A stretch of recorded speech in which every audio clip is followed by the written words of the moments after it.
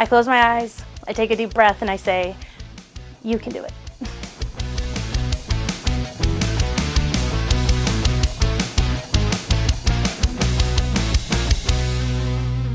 Hey everybody, I'm Megan Kane. I play Lucy in Anne and Juliet on Broadway. I also understudy Anne Hathaway and Angelique the nurse. Well, when I first auditioned for the show, I always knew that this particular track came with an understudy role as well, well, 2 understudy roles. So it was one of the things that really drew me to the project, because I think just being able to use multiple parts of my brain to cover multiple roles at a time was really, really exciting to me. So when I found out that I booked the show, I also found out that I would be covering these 2 roles.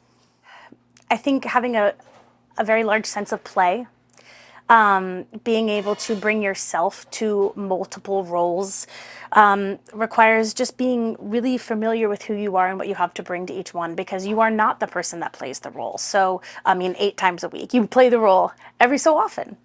So finding a sense of yourself to be able to bring to it, being able to let things go when they don't go 100%, being able to just kind of say, that happened and I'm moving on to the next moment.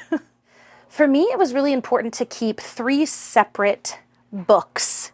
So 3 separate scores and 3 separate scripts, because each script I could write exactly what I needed to know for that particular track. And then to this day, when I go on for Anne or when I go on for the nurse, I can grab that script and I can go over notes. I write my notes in the front of the script as well. So I can grab that script and go, oh, right, that is across to stage right. Or for Anne, it's across to stage left.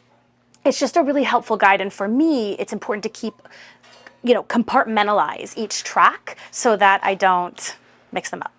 So we have rehearsals towards the beginning of our run. They were more frequent.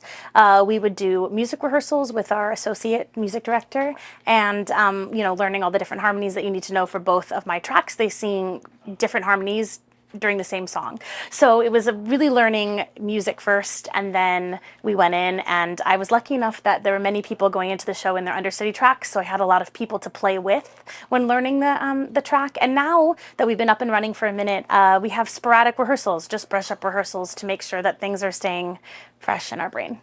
I think it's different for everyone. I think everybody has different needs as to how to stay up on all the things that they need to know being an understudy. For me, it's about going over the lines, just maybe randomly saying to my friend or my castmate or my husband, hey, can you run this scene with me?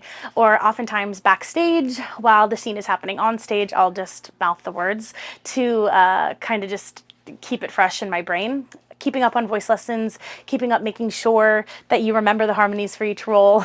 And I think just constantly preparing your instrument for being ready at any moment. So I'll get a text message from our stage manager. Hopefully there is enough time to do that. I'll get a text anywhere from really early in the morning to just a couple hours before the show. And then, gosh forbid, should there be an emergency during the show, it'll come over the loudspeaker. Hey, Megan, you're on for such and such track. I'll go downstairs, get ready, and be on stage as quickly as possible.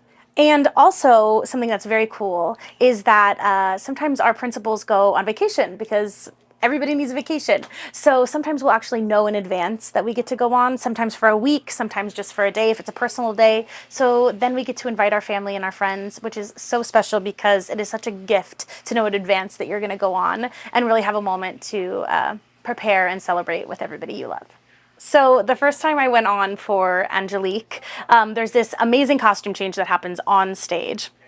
And because it is on stage, you do it yourself. So there's no dresser there to help you. And the first time I went to go do this quick change, it's behind a curtain rack or clothing rack. And I went to go take it off, and it just wasn't budging. So I ran to the wing, and our amazing dresser Jeannie was right there, and she kind of helped me slip it off. Now, I didn't make the cue on stage, but like I said, you just kind of have to cancel, continue, and keep moving.